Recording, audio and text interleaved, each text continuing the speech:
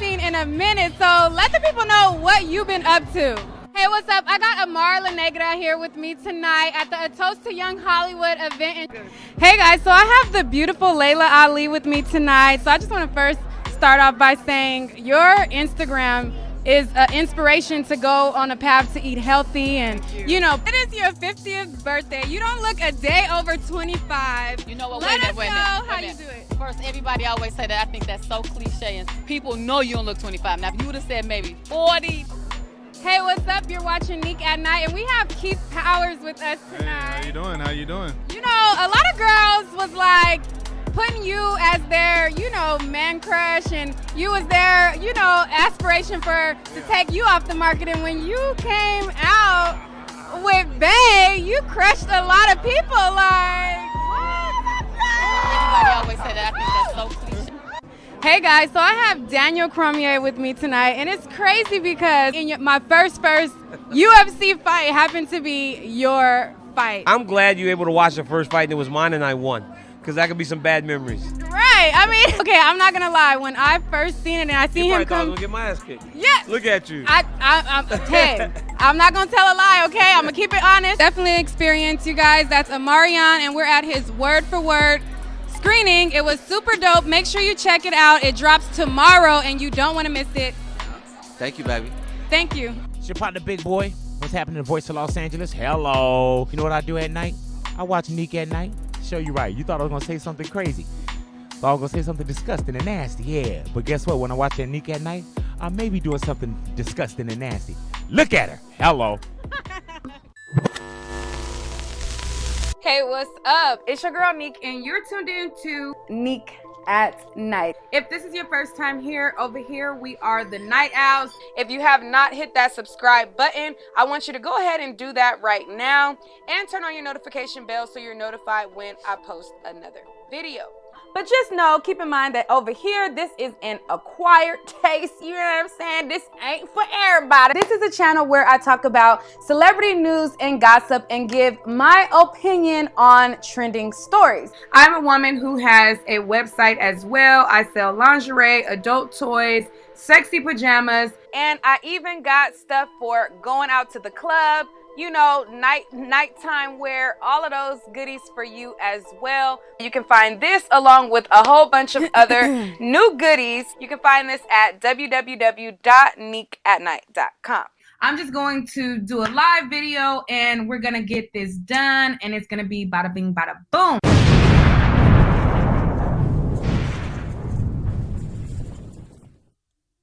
All right, so we are back, and we are talking about Lauren Smithfields again.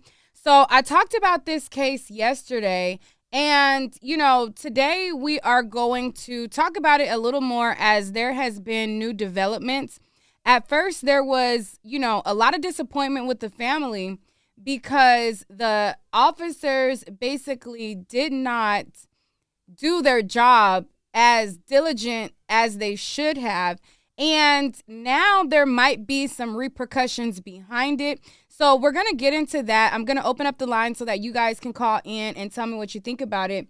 And we are going to, you know, go over the things of this case and get down to the bottom of it. There was another development in her same apartment complex. There was another suspicious death that happened, and it also was not, I keep forgetting that this camera is not my camera. This one is. Okay. Ciao. Who's Taylor Young?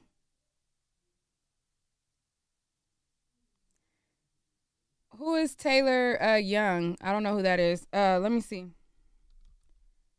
Taylor Young. Who is this?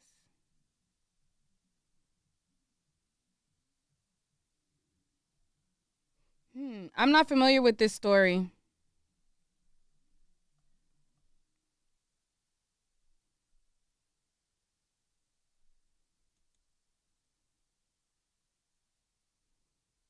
I'm not familiar with that story.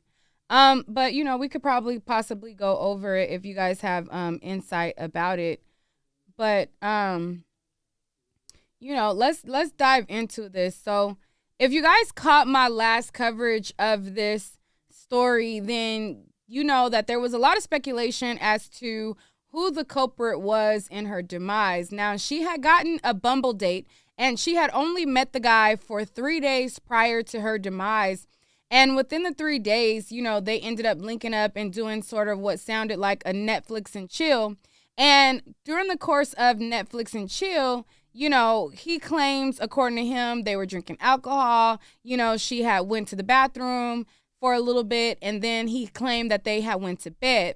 Now, he had left out the fact that there was intercourse going on, but there was a condom that was found. And then, according to him, he claims he woke up at 3:30, and then he woke up again in the morning. And according to him, that's when he noticed that she was no longer living, and that there was like a blood streak on the stain on the bed, and, you know, things like that. And the police basically talked to him, and they felt like he was a nice guy, so they pretty much let him off the hook, and they did not investigate the situation.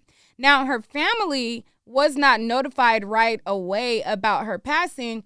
They had to find out by going to her apartment, seeing there was a note, and then finding out that way because the landlord said that she didn't have any information on the family to contact them that she had passed away. Now, the family was basically mad at the police department because when they finally got into her residence, they were able to find stuff in her residence that should have been apprehended at the police scene. Like if there was this, used condom in the trash can, if there was this bloody stains on certain things, like there's no way that her family should have been able to find those things. Those things should have been collected and admitted into evidence to test it out and find out if this guy that was her Bumble date was, a criminal, or was this, something that happened from just taking a fentanyl pill or whatever and just trying to turn up, and it ended up in this way. So there was a lot going on. So there is an update that, the police officers who handled her death, they have now been suspended. So they have now been suspended because it is said that they did not handle her, death and crime scene appropriately. So I'm going to pull up some articles. We're going to read through it. I'm going to then open up the lines for you guys to call in and let me know what you feel about the new developments of this. And we're just going to go from there. So let me share. Hold up, wait, let me.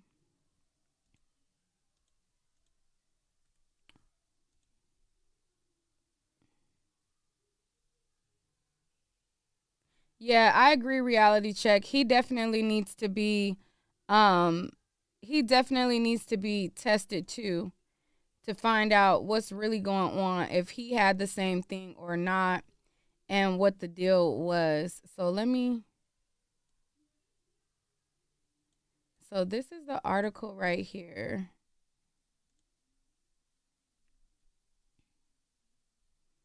Let me move myself over.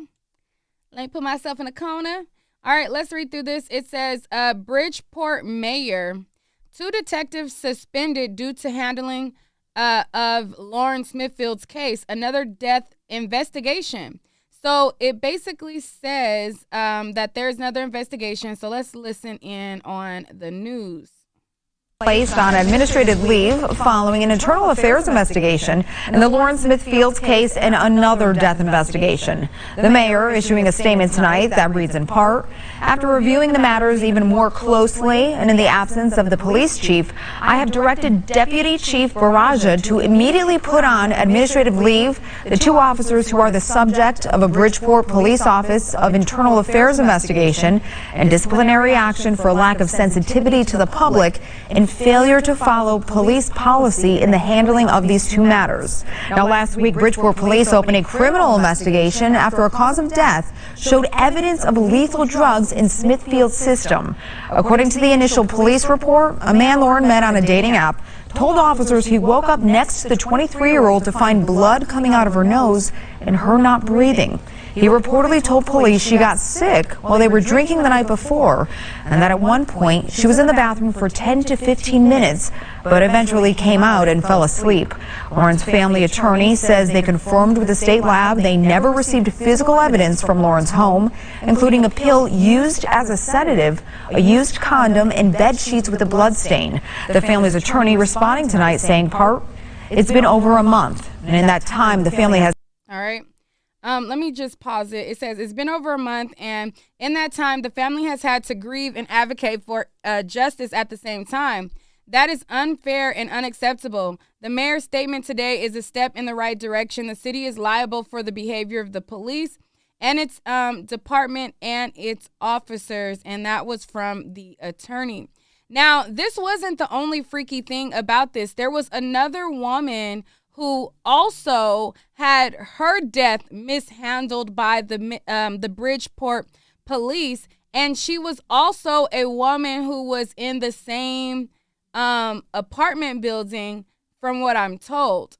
So I believe the woman to the right is a person who also died, on December 12th.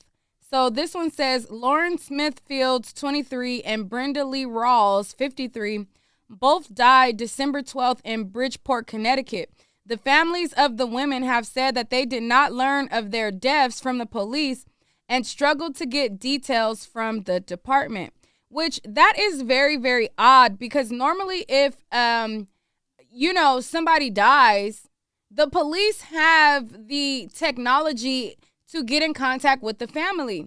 On my last live, people were saying, well, maybe they didn't get in contact with the family because her phone was locked. The police do not need your phone to contact your family. They do not need your phone. If they have your identification and they know who the dead person is, they have in their system ways to find out who is linked to who and able to find your family through, emergency services. So there's no way that they are not contacting the families of these victims. That's absolutely not even that's not even heard of. Like, I have a friend who died on the side of the road, and when she passed away, the officers got in touch with her family. They didn't get in touch with the family because of her cell phone. They got in touch with her family because they had her identification and was able to use their services to contact family. There's absolutely no excuse for the officers not to be contacting these people's families. It says they heard from a neighbor that their sister Brenda Lee Rawls had died, but they couldn't find her body. They went to Miss Rawls' home in Bridgeport, Connecticut. They called the police department. They called area hospitals. They called local funeral homes. They finally found her body at the medical examiner's office on December 14th, 2 days after she was pronounced dead. That's too long for a family not to know where their loved one is. That's too long. There's no excuse for that. We had to do our own investigation, said Dorothy Washington, Miss Rawls' sister. The police never notified us of her death. The family later in the week learned that a detective, Angel Llanos, had been assigned to Miss Rawls' case. They left him at least 4 messages, said Miss Washington, but he never returned them. Detective Llanos is one of the 2 Bridgeport police detectives who was suspended and put on administrative leave late Sunday because of their handling of the deaths of the 2 women who died on the same day. Somebody was telling me that there was another person in the same apartment. I don't know if they confused this woman and it being on the same day with it being in the same apartment. So I'm going to have to look deeper if it was the same apartment thing, because now that I'm reading this, this is saying that it was the same day, not the same apartment. So I have to look more into that. Anyways, it says the detectives Llanos oversaw Miss Rawls' case and supervised Detective Kevin to the other detective who was suspended on Miss Fields' case as a spokeswoman for the police department said. The families of the women, both of whom died on December 12th have said that they did not learn of the deaths from the police. Miss Smithfield's mother said she found out from her daughter's landlord, and they have also said that they struggled to get details about the deaths of their loved ones, both of whom were Black, from the department. Okay? So that's absolutely not acceptable. That they should not be finding out through other people other than the police. That's just absolutely insane.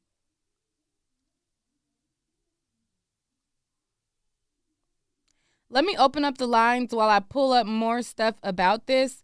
Give me 1 second to open up the lines because I want to hear what you guys have to say as I pull up more stuff. I'm going to be pulling up stuff as we are live. And we're basically, this style of live is just to kind of, we're going to like research and find stuff together, and we're going to, look into it together. So that's pretty much what we're going to do. So let me open up the lines for you guys to call in.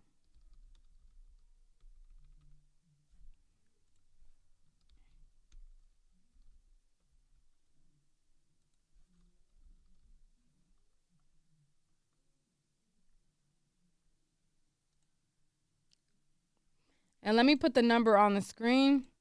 So if you want to call in, the call-in number is on the screen. It is 563-999-3643 if you want to call in and talk about this while I pull up some more stuff. It's always so loud.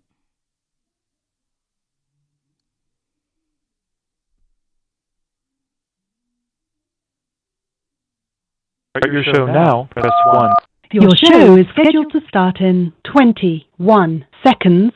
Child, it's so loud.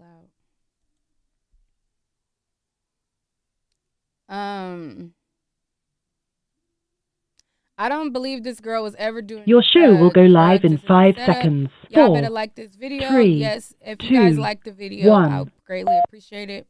I looked at some videos on her social media, and she was partying. She was beautiful. I went through her social media on the last video, but just because you are partying does not mean that you're doing drugs. That's crazy. Hello. 1556. Hello. Hey, how you doing? Hi, how are you? All right. So, I'm just get straight to the point. I'm just gonna call it what it is.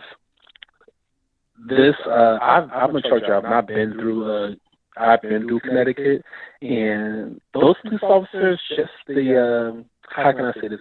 I've seen them handle certain Black people at like the truck stops, whatever, when people are just trying to hitchhike. But the only time I've seen that things were going regular is when other Black police officers there. And not only that, this particular situation, like, let's just call it what it is. The only reason why men like that guy who did that to that girl, and the reason why they do that to the most time when it comes to Black women, because police officers don't take Black cases seriously.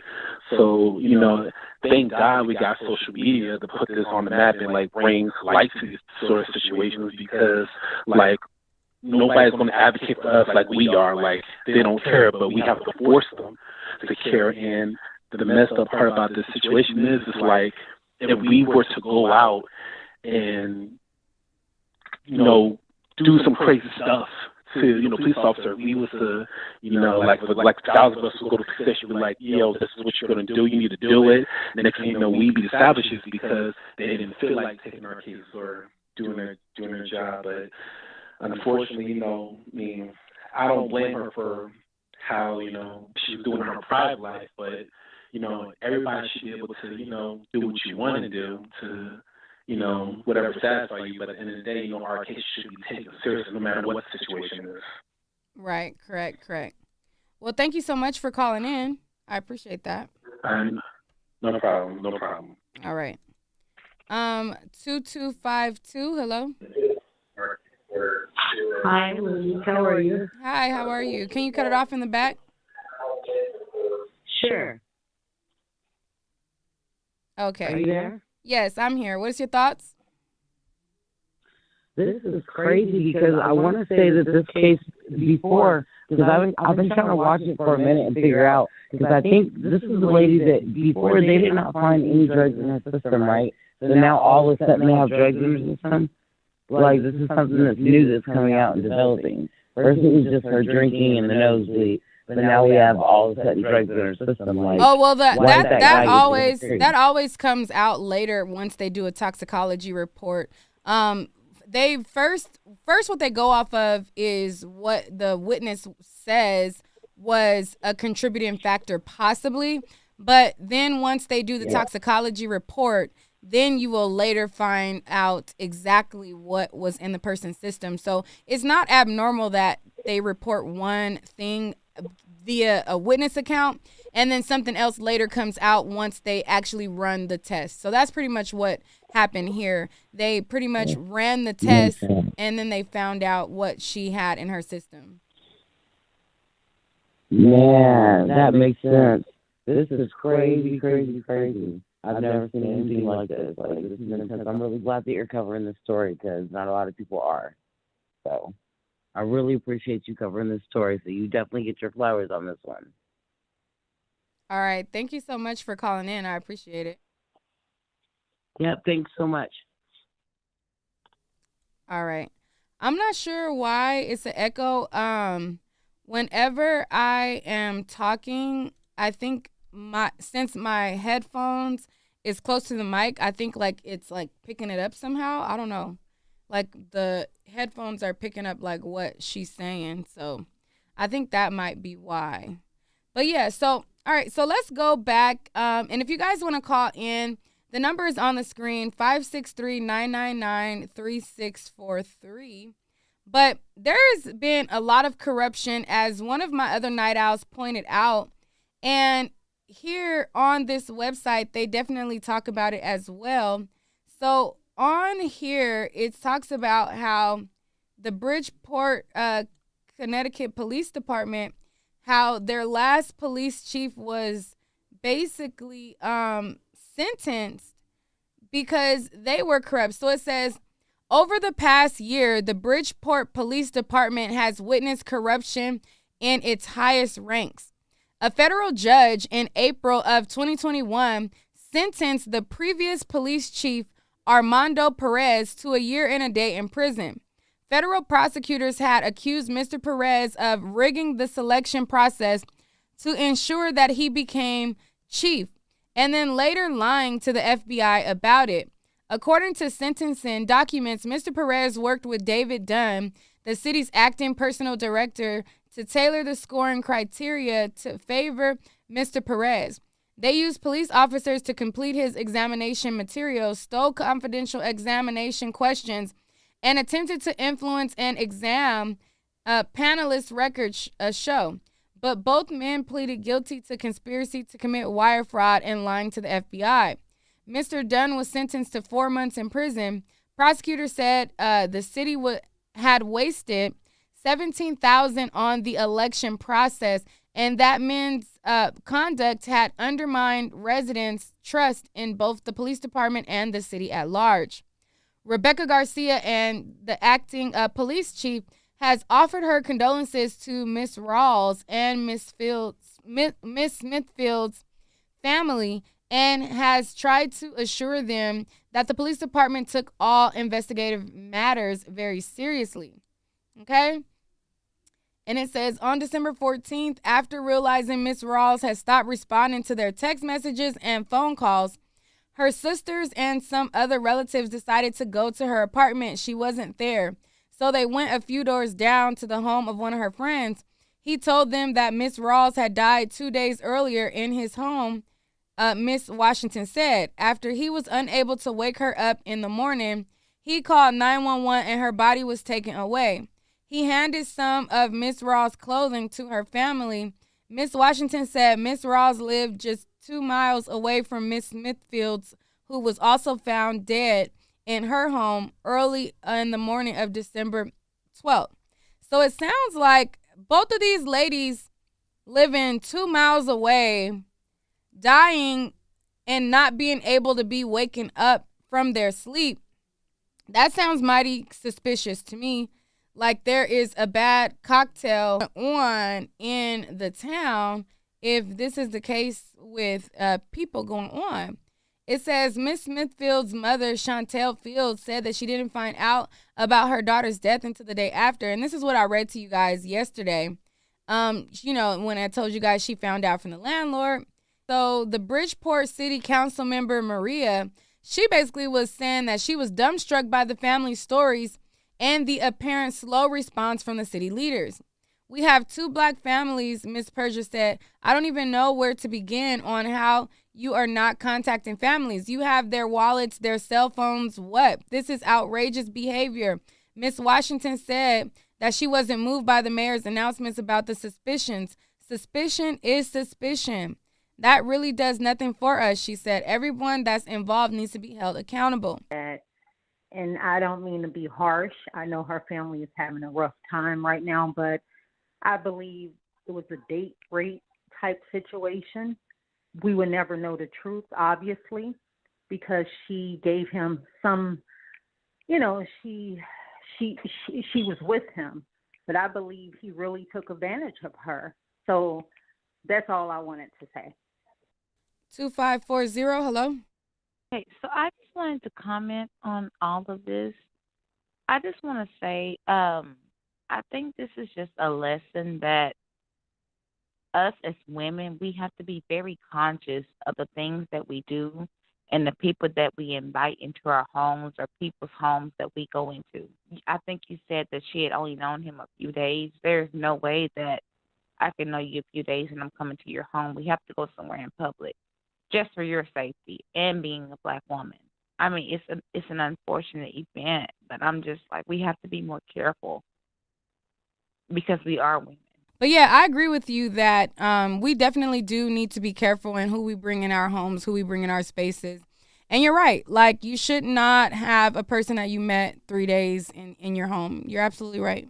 Right. And like, so you have no trail, you have no surveillance, you have they can literally do anything to you. And they thought he was a nice guy, so he's going on about his business. You know what I mean? Like, it's just, it's like a no-win situation. And the sad thing about it is because they did do such a poor investigation, she'll probably never get justice. Well, I'm gonna stay on the positive. I think that because the family is basically swift right now, I think that, if they test everything and they look into it and they get different eyes on it, I think she still has a chance to get justice. I hope so, but they really dropped the ball. And with, like you said, even them leaving the condom in the trash can, how do you do that? And then the other lady that, the same situation, that shit, it's just, I don't believe in coincidences. They need to look way deeper into that because it's bigger than what they're looking at. It's what I feel. Right. I agree with you. It must definitely be something going on. But no, that's all I wanted to say. And thank you. All right. Thank you so much for coming on. 8399, hello? Yes. Oh, good. Great. I just tuned in, and it seems outrageous to me. I don't live in the county where these 2 girls was missing, but over a month go by and nobody knows nothing. And in fact, that nobody not knowing nothing, the police investigation don't really investigate. So it seems like it's a party. It's not just the 2 different incidences with the 2 different men. It's a party of them. And for some reason, our black sisters seem like since they got Biden in office, it's time to be safe. It's not. They're killing us more. They're killing us faster now than they ever did.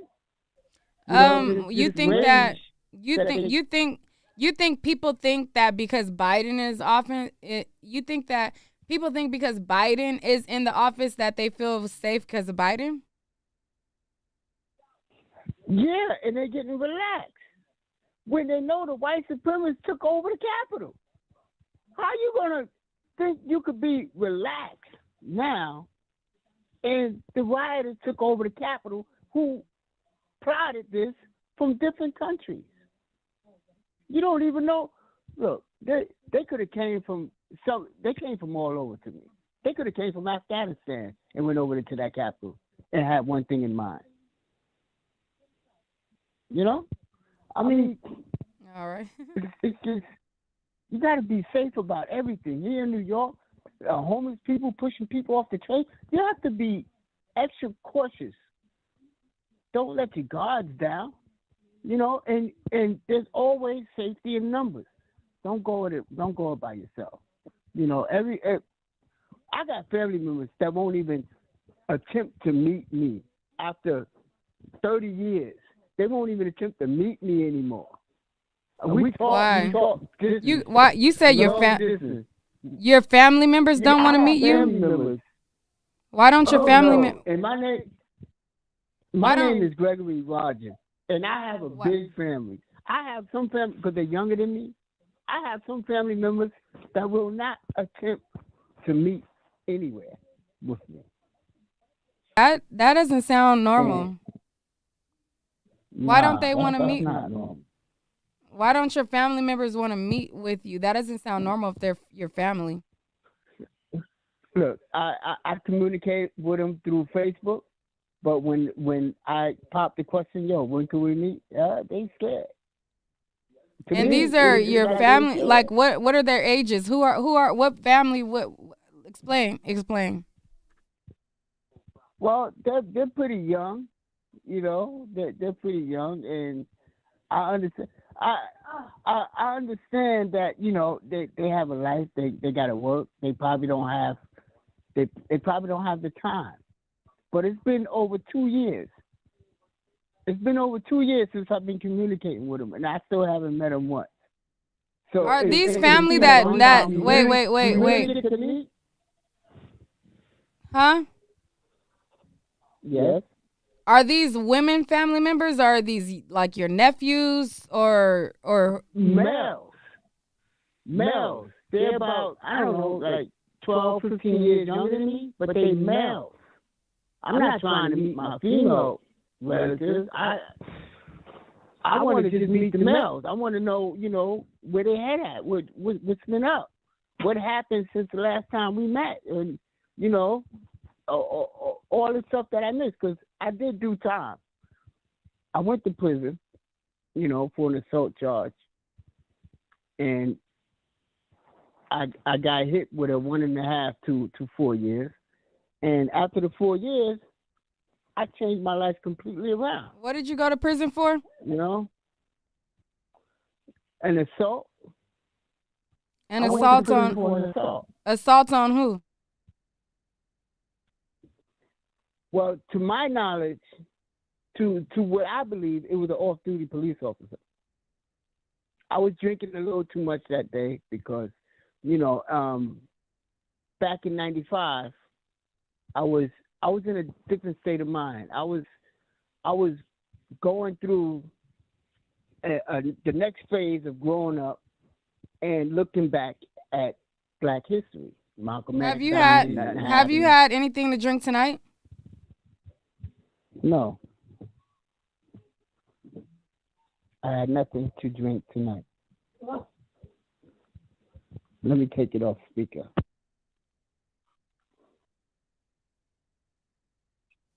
Oh, okay.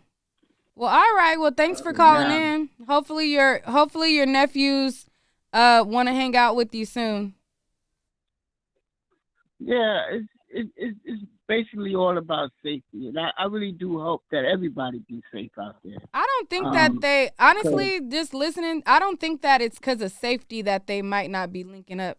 They probably are young, and they're probably think that it's probably not cool to hang out with their uncle. But I don't think it's because of safety. The safety is the last thing on their mind. I could almost guarantee you that.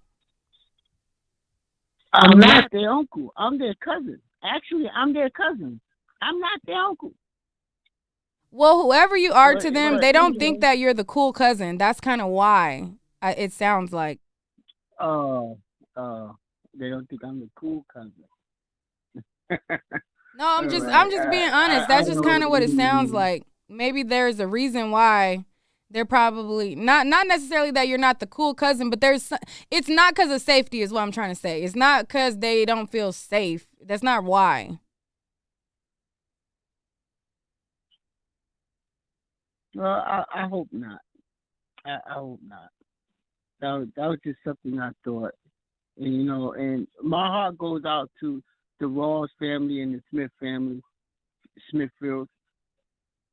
You know, God help us all. All right. Thank you. Have a good night. Okay. Good night. I hope I didn't sound like insensitive. Like, I'm not trying to be insensitive, but I just kind of wanted him to understand, like, it's not because of, like, they don't feel like you're safe or not, because of safety or whatever. It's not, it has to be something else other than that. That's all I was trying to say. I hope I didn't sound mean. 0309. Yes. Hi, how are you? Hi, how are you? Good. So, I just wanted to say, this whole story just does not sit right with my spirit. I really don't like how the whole investigation is going so far. And I just want to put a message out to all women, especially Black women, to just be very mindful and careful when you're out here dating online, or even if it's in public, you meet someone in public. Just be mindful of who they are. Make sure it's someone that you can trust before allowing them to come into your home. And make sure you have protection. Like, just always be aware of your surroundings and just everywhere that you go. That's all I want to say. Yeah, that's very wise. What do you think about the other woman who was also in the same town, who also the police did not notify their family? It's all around just a sad story. Like, that's just weird to me how like two women died in the same like town. I don't know, like something like, did they go to the, I don't know, like it's just crazy how two women like died in the same town. Like you said, like something in the drink, something in the water, like I don't know. Something just don't sound right. Right, I agree with you. Well, thank you so much for calling in. Thank you. Bye.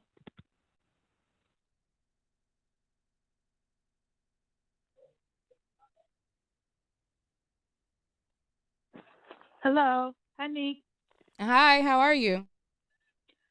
I'm good. I just wanted to start off just by, I guess, sending my condolences to the families, both of the families. This is a very, very sad case. I don't know too much about the other case, but you have um Miss Smithfield's picture up, so I'm just really going to speak on her. This is really sad. You know how one the officers and they didn't initially investigate and take any information down and any evidence from the scene, and then the parents had to come back to the house and collect the evidence, and they weren't even really notified till like days after her death. Like they didn't even know that she had died. Like that's really, really alarming. Like it's just sad. Yeah, I agree with you. There's absolutely no excuse for them not to have notified the family. Like, absolutely none, not at all. And then there's no excuse for them to leave condoms. Like, that's key evidence. Like, that definitely should be left to the department to investigate that. Like, there's absolutely no excuse for that.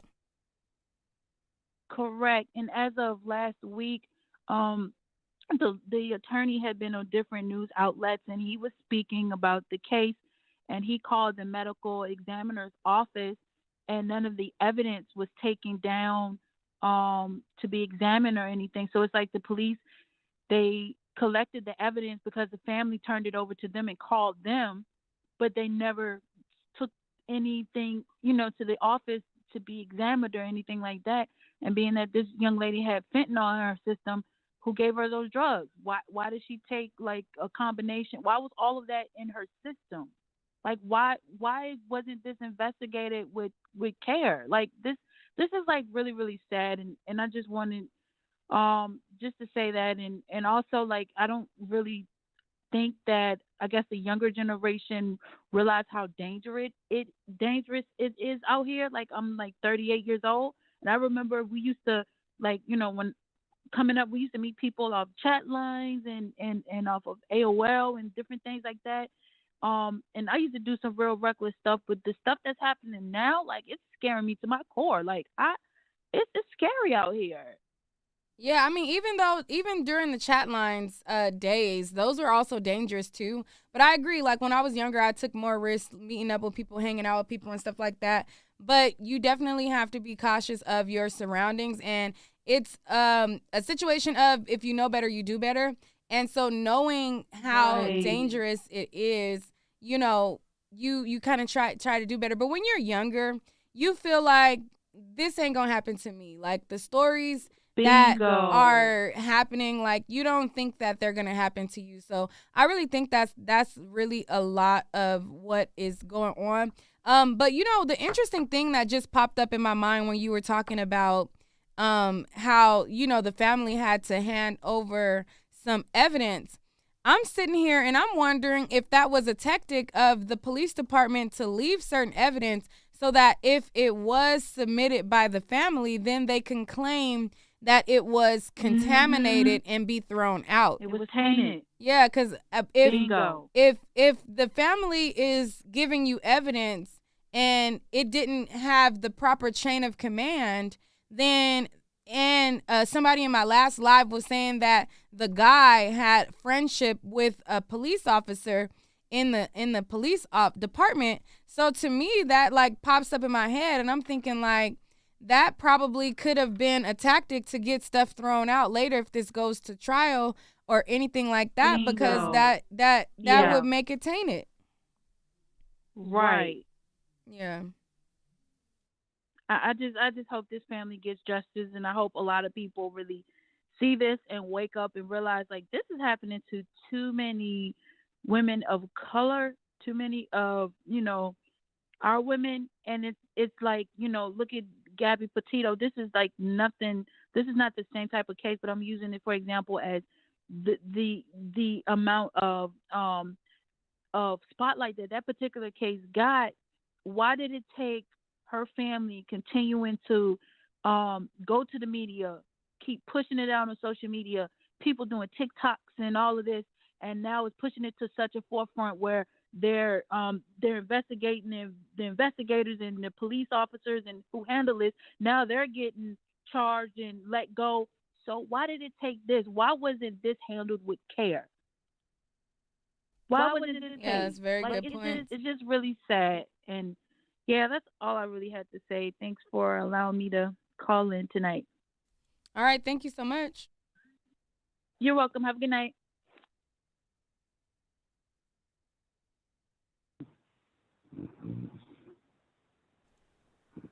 Hello?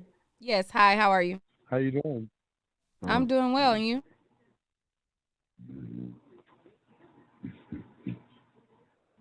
Hello? Hello? Yeah, are you there? Yes? What are your thoughts? Are you talking to me? Yes, I'm talking to you. What are your thoughts? Oh, yes. I'm sorry. Yes, I'm calling from LA. Yeah, I was listening to your program. My thoughts is that we need to formulate our own black media. That's our problem.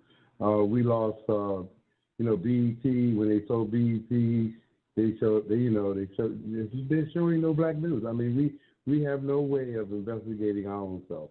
And that's our problem. We're sitting back allowing this system to create, how they interpretate us and how, they don't investigate us. Let a white woman die, and it's going to be on every news.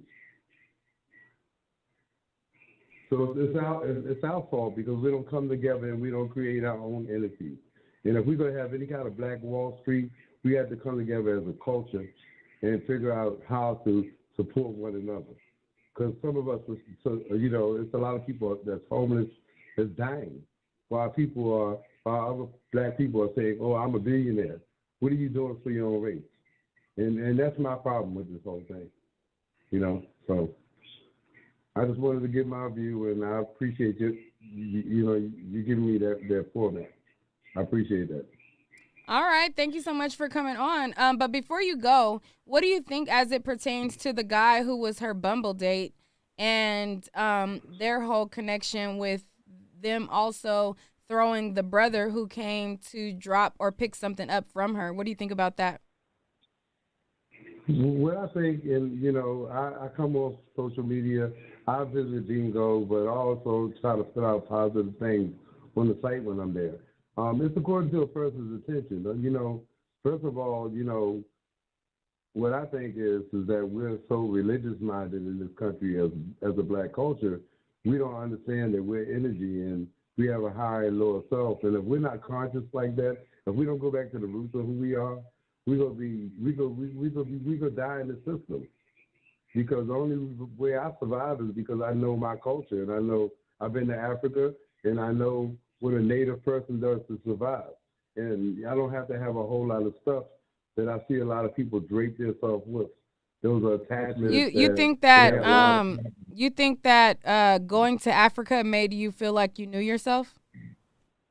Yes, because I've visited the villages. I learned my people's culture, and you know what? I'm comfortable going there because I love who I am. I'm a black historian, so I study blackness because that's my culture. In this society, it says if we're a certain percentage, we're not equal to the people that came here and stole the country. So if you don't educate yourself to the truth, you can always be lost in the system. What do you think about the people who feel like there was foundational black Americans who always been here? Well, we come from slavery and conditions of slavery. So if you don't know your roots, you're definitely going to be lost. We're nomads, right? And we're always going from place to place. And this is the thing. Most of the celebrities that I know that are black, they made well in the hood, and then they left the hood. So not only did they took themselves from the hood because they're running from themselves. If you don't love who you are, you're not going to feel comfortable and won't be around your own people. I think that people leave the hood because it's dangerous to stay in the hood. If you make it and you're successful and everybody around you is not successful, you are going to be a target. So to say that they don't know themselves because they left the hood, I feel like it's you who probably needs a little bit more education, to be honest, not to be like shady or anything, but I think that you probably need to educate yourself about that. Look, I grew up in Imperial Courts in L.A., and that's the projects. And I don't live in the projects anymore. I left the projects, but I still go back and I support them. And what I'm saying to you is this. I don't run for myself. I give back to my people. I can't help everybody, but I try to spread wisdom and knowledge, and I try to be a good example for my people. And I don't run from who I am. I love who I am. My father committed suicide. He was light-skinned. He got his how he became light-skinned, his mother was raped on a plantation in South Carolina. So I had to learn them facts in order to love my father because I didn't have a great relationship with him. He gave me slavery conditions. He beat me with electric cord all the time. What I'm saying to you is that all those things came from who he is and where he came from. And I had to learn how to forgive him. So I had to go back and learn what he's been through. Well, I'm going to be trapped in that negativity, and I don't want to be around negativity. I love positivity. I'm by myself. I'm single. I love who I am. I don't mind being by myself. So you got to be comfortable with you. Yeah, sorry to hear that you've been through those traumatic things. I definitely think that mental health and therapy is something that's very important in our community. So hopefully you are getting the proper help to navigate through those things. But thank you so much for calling in. It's bless your show. Thank you so much. And I listen to you regularly, and you break a lot of great stories on our people. I just hope that you get around people that will build a foundation so we don't have to go to nobody else. We can come to a person like you, and we can get some facts. And that's what it's really about. And thank you again. Appreciate it. Okay, have a good night. You too. Blessings. Thank you.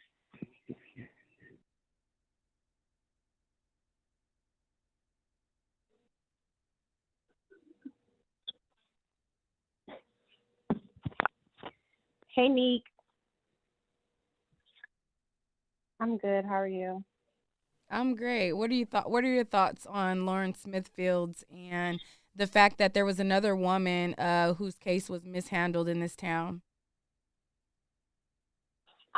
I think it's definitely foul play, and I don't really know about the other case, but about Lauren's case, I think that it's definitely foul play because they said that he knew a police officer, right? Yeah.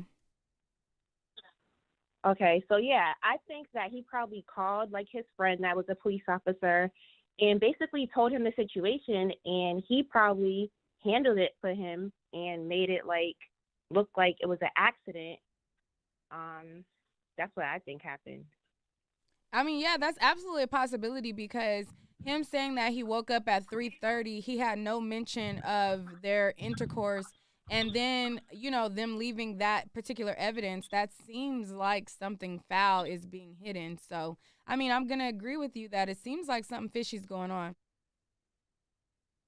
And then also the fact that the brother came the night before, I know the guy probably told the police that, and they probably used that as something to manipulate the situation and probably pin it against the brother or try to leave evidence because they knew that somebody knew he was with her. Yeah, that's absolutely what it sounded like. It sounded like, hey, she was fine, and then she went to go meet her brother, and then after she meant to meet her brother, then stuff got weird. So that's kind of what it was shaped like. Yeah, and I definitely think the Bumble date is using that as an advantage for him, as for himself. Yeah, I agree. I'm glad that they finally opened it up. The officers are now suspended, so that means that they're off the case. And somebody with a fresh pair of eyes who sees that these officers were scrutinized for not doing their job, hopefully they'll actually do their job. Yeah, and definitely because if they knew a family member was connected to her, they knew she was close with her family, they definitely should have notified somebody. That's just weird that they knew she was with her family member last night and they didn't notify them. Yeah, that's a good point. Like, if you know that her brother came by, you know that she has family, and then you guys just failed to notify people altogether, that's really, really fishy. Yeah. And then wait 2 Well, days. that's all I wanted to say. All right. Well, thank you so much for calling in. Thank you. And I want to say you have a great show. I love all your opinions about everything. I think you are very open-minded and you're not biased about anything. So I think you do a great job. Thank you so much. I appreciate it. All right. Thank you.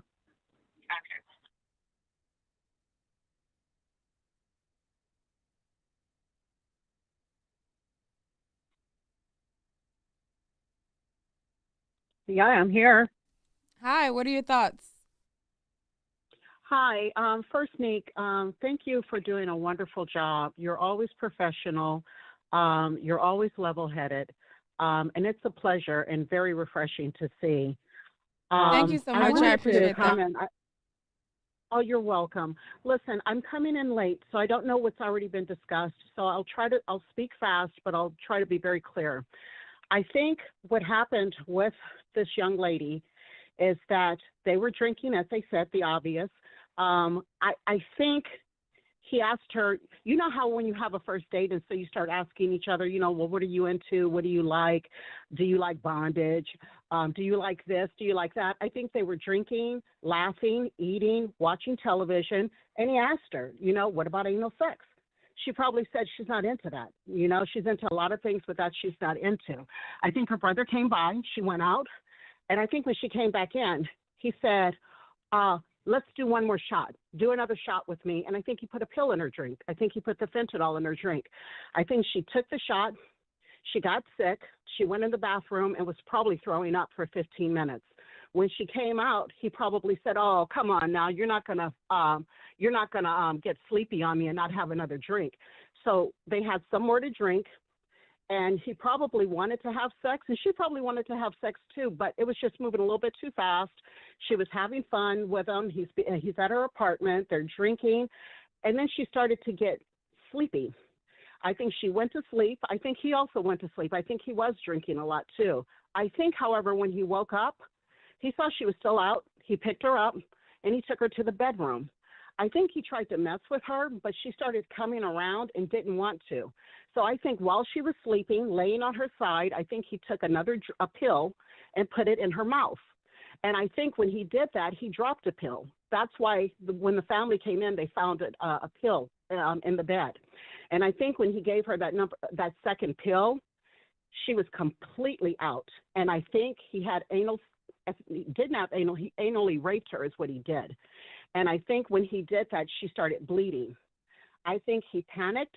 I think he pulled her off the bed because there's somewhere in this story that I was reading, he said, or they said they found her on the floor. First they said the bed, and then they said the floor. But if you remember, they said that there was blood on the bed, and then there was a smear mark. I think he was dragging her off the bed to the ground to try to do some kind of CPR on her. When it didn't work and he found she wasn't breathing, he called the police and gave them the story. You know, we were drinking all night. Her brother came over. She went into the bathroom for 15 minutes. I don't know what that was all about. She fell asleep, and I carried her into the bed. He didn't tell the other details. And I think that's where the blood came from. I think, you know, we all have opinions and theories about what happened, but I think that's probably what happened. All right. So you feel like he had this, you know, situation where he tried to take the coup de cat and it went bad. I do. You know, but I think he tried to do it anally. And someone in the comments said something about why anally, because I think she's more subject to bleed from that area than vaginally. And I think when you do it without someone's permission and without lubricant, but they said that there was lubricant found there, you know. But I say that the condom should be tested. If there's semen inside, it should be tested for fentanyl. The outside of the condom should be tested for any cells from her body. And again, it's just, you know, we all have theories. It's a very, very sad situation, you know. So, yeah, I you know, we won't know until they do a thorough investigation. Right. They definitely need to do a thorough investigation, and they need to question him some more, especially now that some time has passed, to see if his story still holds up. So thank you for your theory on what you think. I appreciate it. You have the chat entertained. I see that. Thank you so much for the time. You have a wonderful evening. Okay, you too. Okay, bye-bye.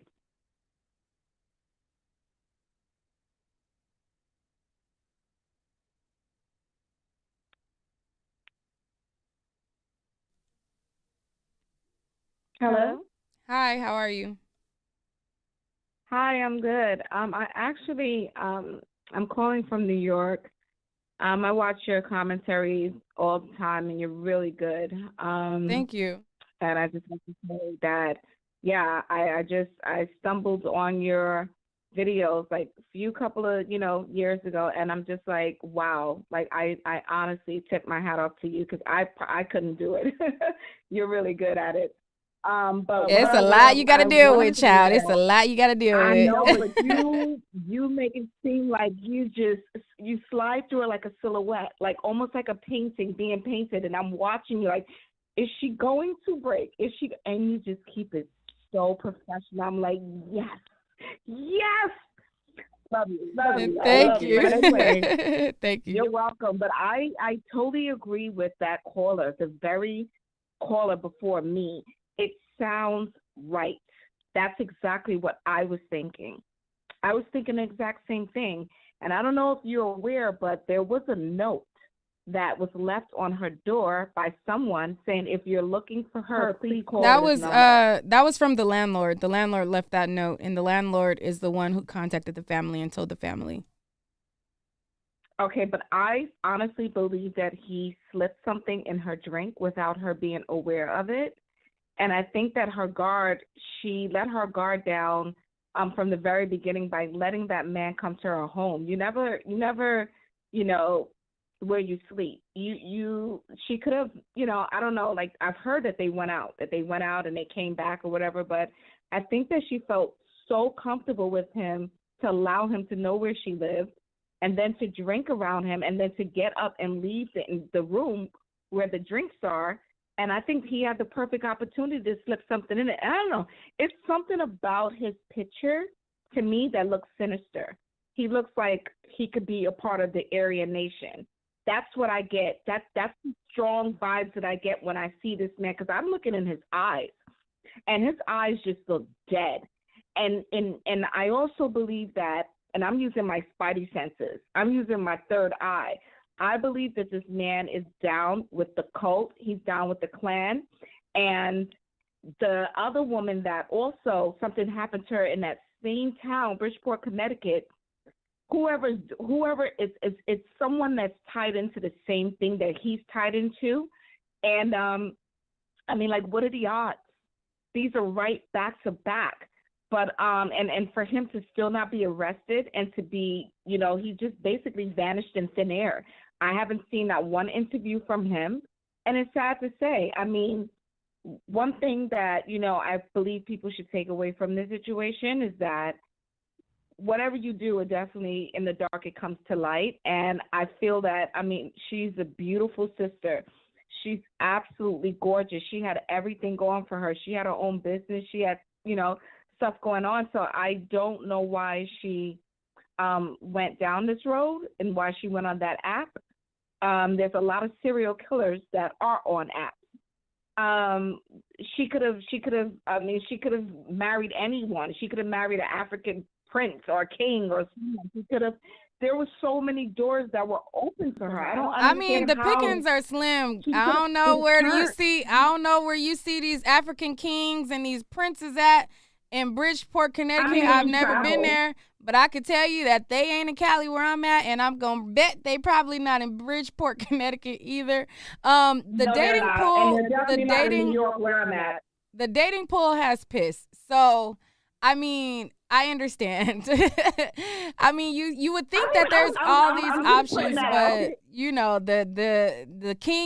the kings and the princes and all that, I don't see them. So she probably didn't see them either. You're absolutely right. And I will tell you that they're not here in New York in the area where I'm at. However, when you travel, you never know who you might meet or who might be that person on the opposite side of the world.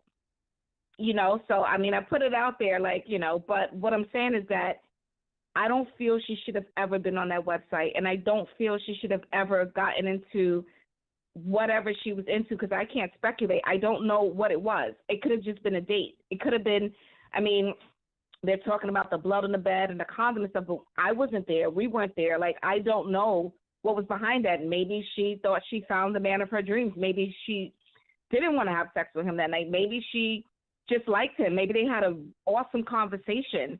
Maybe she thought that he was the one. I don't know. But it's just so sad that unfortunately she lost her life, and now we're here trying to put the pieces together to see what happened to our sister. And y'all crazy. Y'all are crazy in the chat. Y'all are saying some wild stuff in the chat. But yeah, I agree. This is a sad situation. It's very unfortunate, and it's super, super sad that she lost her life so young, because she had so much life ahead of her. You know what I'm saying? I believe she was like 23 years old. Mm-hmm. So it's like when I was at 23, like the stuff that when you're 23, you think you know it all. But then now at the age that I am now, it's like, dang, I had so much life to still live and didn't even know. Like she had so much more life to live. You know what I'm saying? Mm-hmm. Yep. You never know what's in the future or what's behind those doors. And like they say, when one door closed, many open. But at 23, when I was 23, I was not thinking that. I was just like, I couldn't even see, like, I could say, you know, that where I grew up, I couldn't, it's just like today is today. And it is what it is. But, you know, as you get older, you begin to see, wait a minute, wow, I wish I'd known that back then. Oh my gosh, because, you know, I could have done or been doing something else. I would have made different decisions. But, I mean, honestly, at the end of the day, I can't say that I'm not guilty to a blind date or here and there. I can't. I mean, her story could have been anyone's story. It could have been anyone's story. That's a fact. And I mean, Down. even us grown-ups now who is saying like, oh, you know, why'd she do this? Why'd she do that? I feel like, you know, even as adults knowing these things, like you get like, you know, those spontaneous moments where you still take risks in life and you just think that it won't be you, you know, and it's just sad, unfortunately, that this time it was her that this did happen to, because even me, even in my adult life, I've done stuff where it's like, girl, you was a little risky that day. You know what I'm saying? So I've had times, and you know, it could have been me still, you know, like even in this big old age, you know, doing stuff. But it's just sad that a lot of people are whatever, if he slipped it to her, if she took it willingly or whatever, it's a lot of people going bye-bye off of the planet of this earth because of these pills that are not real. People are just mixing anything with them. So, I mean, if you want to party and you want to turn up, please stay away from the pills. If you didn't get them prescribed by a doctor, if you didn't get them, you know, like the legit pills, don't party with the pills, because a lot of people are taking a pill and that's the last thing that they remember. But thank you so much for calling in. Thank you for having me. All right. Bye-bye. 6964, hello? Hi. Hi, how are you? I'm good. How are you? I'm great. What are your thoughts? So I just want to comment that I think that this whole situation was made worse by the police not doing their job and doing it thoroughly, properly. But the racism that has come out on both sides from this is horrible, and it shows that we have a bigger issue of sexism in our country than racism, I guess I'm saying. Because I went through her Facebook page today, the amount of hate that she's getting from black men, from white men, even from black women, saying, calling out all her previous posts and saying that she did it to herself and she deserved it. It's so disrespectful, and just, it's victim blaming at its finest. Yeah, I was reading some of the posts from her Facebook yesterday, and they were absolutely disgusting posts. Like, I can't even imagine or fathom a person could feel like it's okay to say that. Like, even if you don't like that she dated outside, it's like they were calling her a bed wench and saying like she deserved it and stuff. It's just ridiculous. Yeah, I thought it was so horrible and hateful, because when we're supposed to come together and find unity in these cases, whether it be because of your skin color or because of your gender, we're fucking tearing each other apart. And that doesn't hurt anybody but ourselves. It was really repulsive, I think, from all ends. And I was watching that Officer Tatum guy because I wanted to get another side of the perspective, and what he said and what the comments were just so biased and hateful. It's just, sometimes it's really disheartening being a woman in this world. All right, thank you so much.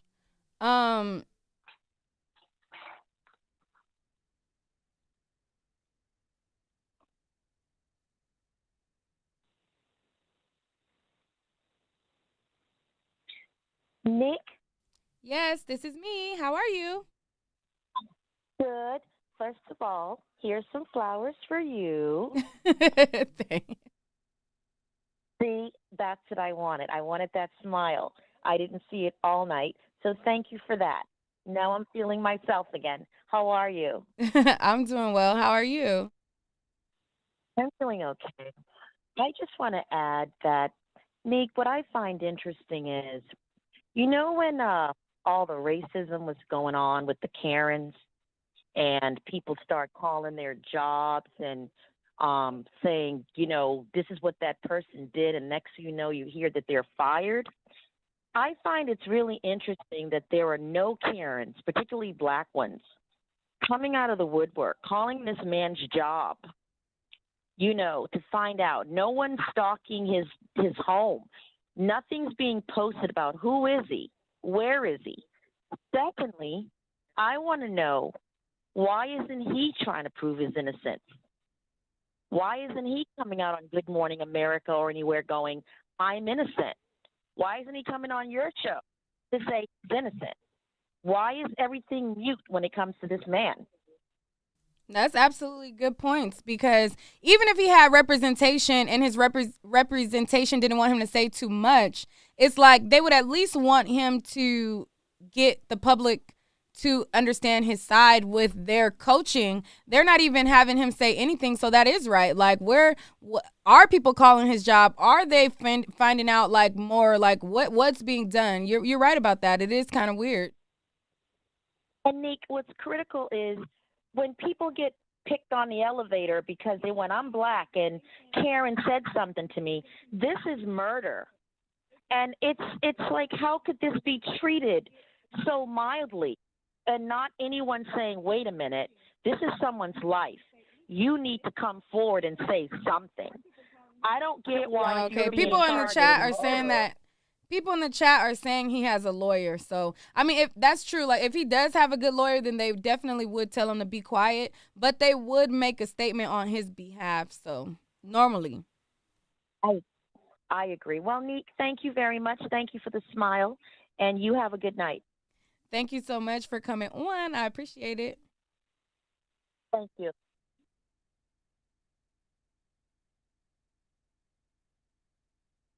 Oops. I accidentally hung up on one of you guys. I didn't mean to hang up.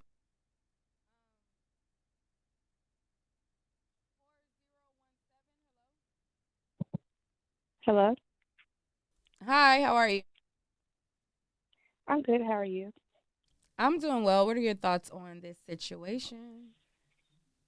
My thoughts on this is I don't believe that he meant to kill her. And I say that because of this. It would be too easy. The paper trail leading back to him was too easy. Being that she met him on Bumble. If somebody would have found her in her apartment, it would have been ruled a suspicious death without him being there. I'm sure they would have went through her phone, her different apps. They would have saw that she was on Bumble. They would have been able to trace her and him together. What I believe about him is that he is a predator. I do believe that he has met women through that app before, and he's drugged them. He's raped them, and I believe he's done that several times. I think he might have put a little bit too much into her drink, and that's how we end up where, Lauren lost her life. I do believe that he's a serial predator in that aspect. And the way that the police department handled that entire thing is beyond me, because I thought that the police department was always supposed to notify the family when there's been a death. I didn't know that they could leave word with a landlord to say if anybody's looking for her to contact the police department. I've never heard that before. I didn't know people could do that. The way they're treating him as if he's not a suspect is kind of puzzling to me too, because he was found with her, whether he did or not. He was found with her. That makes him the number one suspect automatically. Right. So I guess his lawyer has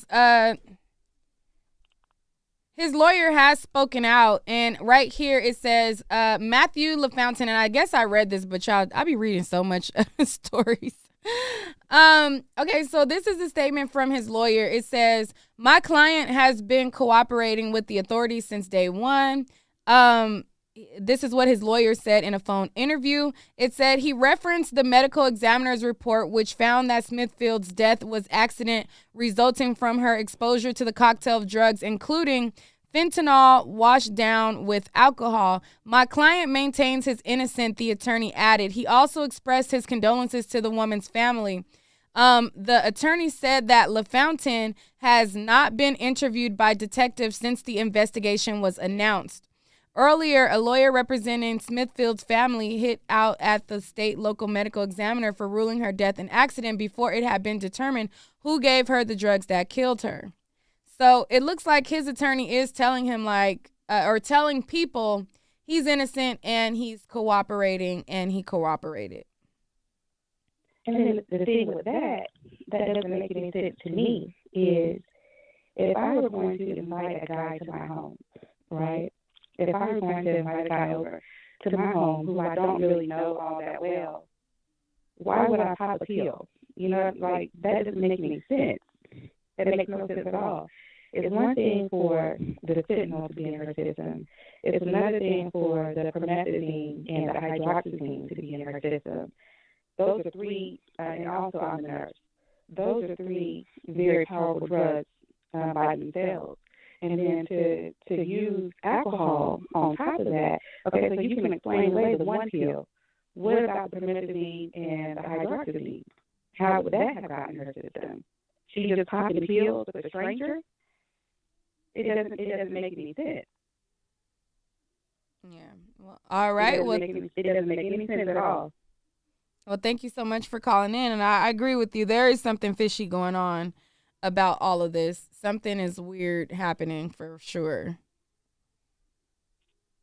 Well, thank you for taking my call. All right.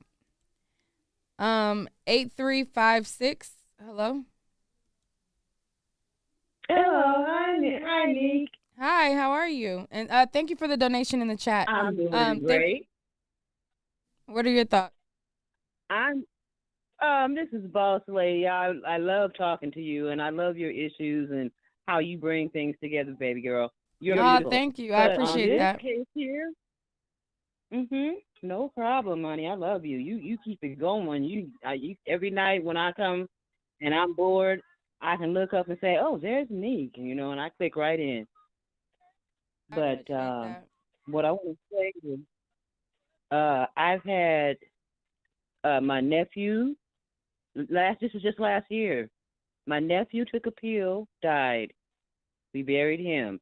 Then his his dad, about 8 months later, went to some guy and got a pill and took that, and he passed away.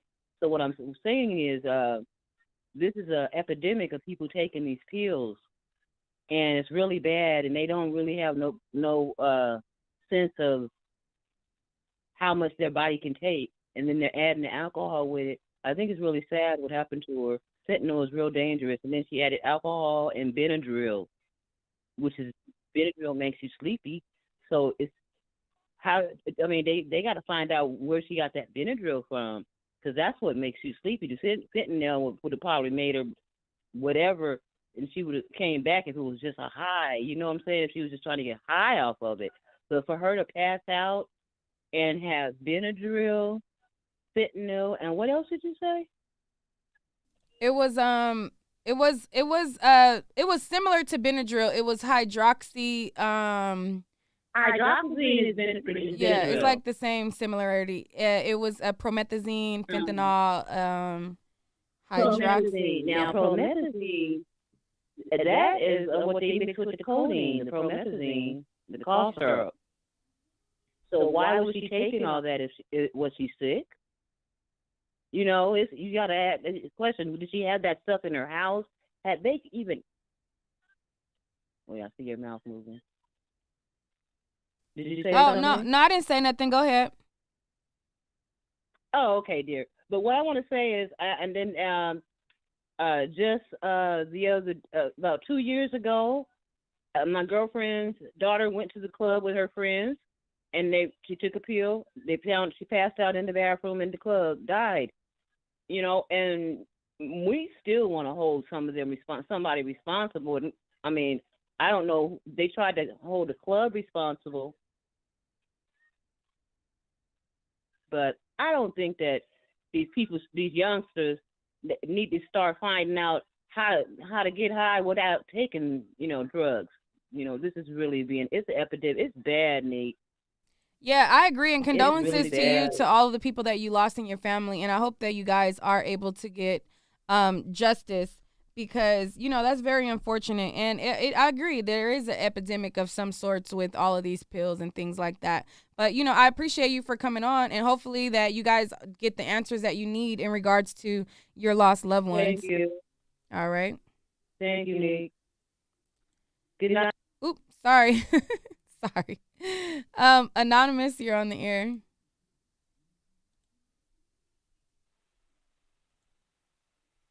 Hello? Yeah, I just think that because I don't know, I think because he called them and he sounded nervous, maybe they felt that he didn't do anything, but they should have still investigated. I agree. They absolutely should have investigated. What are your thoughts about the family not finding out and all of that? I think that's absolutely crazy. I think it's crazy, and I think that if you are, Black, you should really be extra cautious and understand the environment that we're living in. I agree with you. We definitely have to be cautious. That's definitely for sure. That's definitely for sure. And why haven't they if you're around someone, the last person that got killed, then why didn't they research him and his phones and where he was at recently and his text? I feel like they're not looking into him at all. Yeah, well, they opened it up. At first, they ruled it as an accident, and they were like, oh, she just died from an accident. And the family pushed for them to open up a criminal investigation. So hopefully now that they have opened up a criminal investigation and now that the family, the officers are suspended and there's new eyes on the case, hopefully now they will look into those records and see what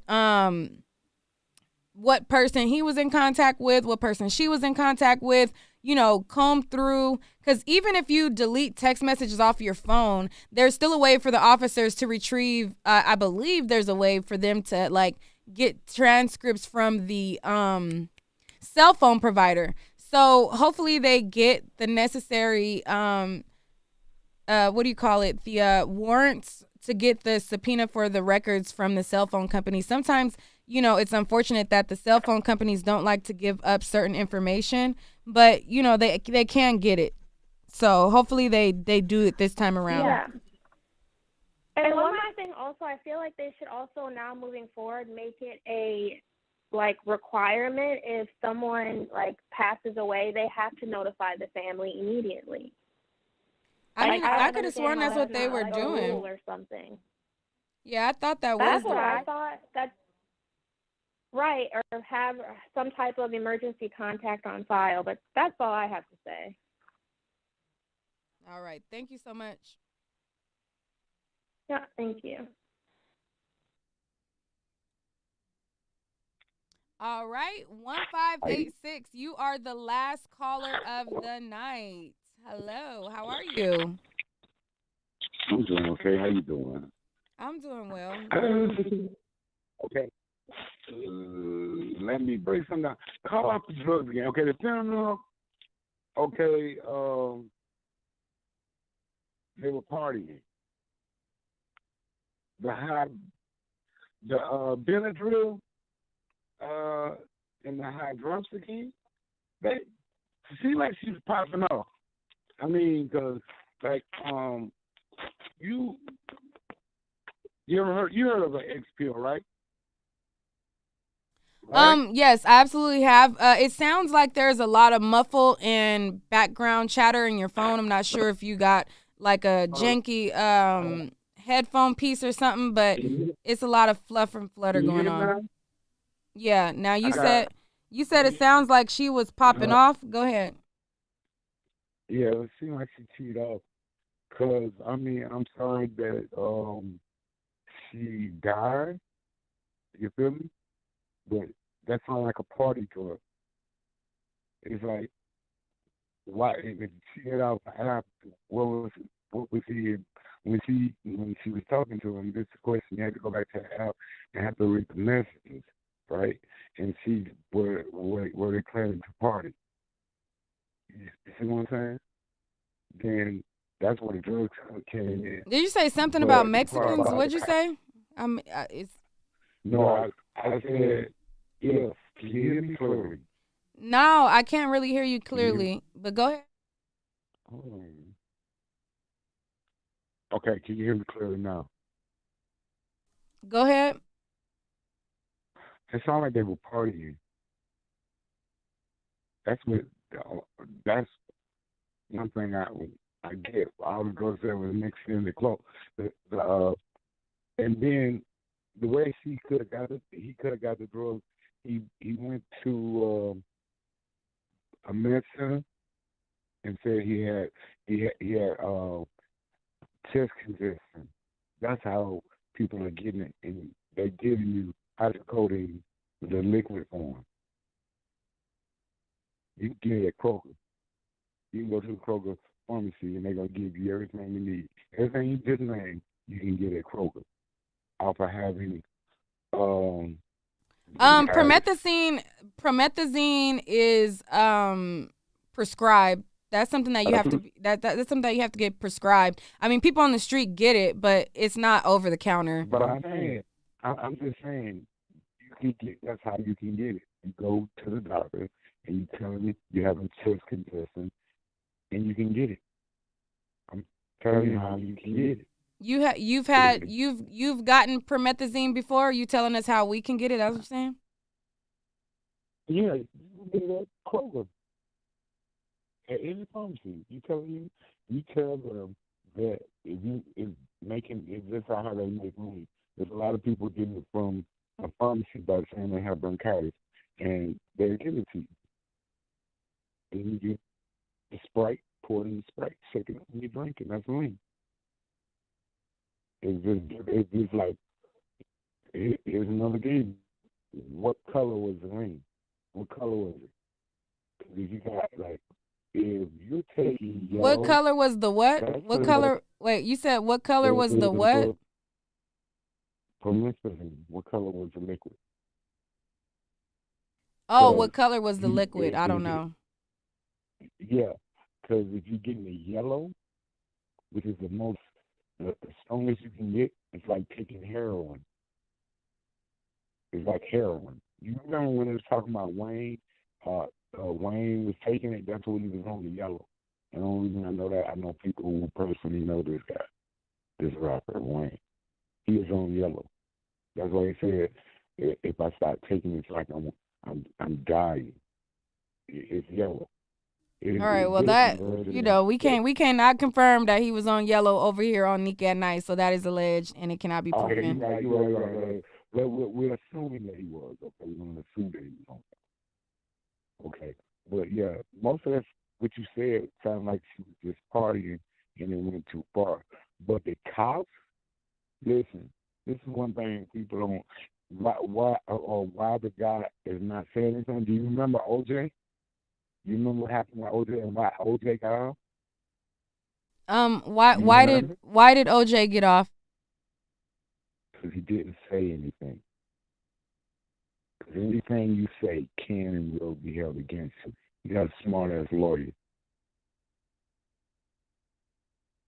And if he keeps his mouth closed and let his lawyer do his job, he'll pretty much walk away. Because you gotta have a confession. So I'm saying you did this, this is what you partake in. Other than that, when I came in the house, and she's already turned up. You sound like you talking from a lot of experience, sir. You got a lot of experience in a lot of stuff. I'm just saying, it sounds suspicious to me. It sounds like you might not be needing to incriminate yourself. No, yeah, well, hey, ain't nothing about me bad. You better prove it. I'm gonna be quiet. Okay, I'll help you out. You want me to help you out? Do you know why the TV show is called 48 hours instead of 72 hours? Do you know? And 40, okay, it's 48 hours instead of 72 hours, because in 72 hours, you go home. Keep quiet. They're going to have to let you go. They got to build a case. And most cases can't be built unless they got rock hard evidence. It can't be built in 48 hours. In 72 hours, they're going to let you go home. Once they let you go home and they ain't got no case, your lawyer do the work. Contact my lawyer. Don't talk to me. Easy move. You go to court, they ain't got nothing. You ain't. Calling in. I appreciate you calling in. And we'll talk to you next time. Okay. All right. All right, boys and girls. We're going to end it on that note. Don't do drugs. Don't go and act like your chest hurt. Don't go get promethazine. Leave it alone, okay? Leave it all alone. Leave it in the store. Leave it where it's at. Don't go get no pills. Don't do none of it. None of it. Don't do it. Stay no to drugs. I'll see y'all on the next show. I appreciate y'all for calling in, and I will see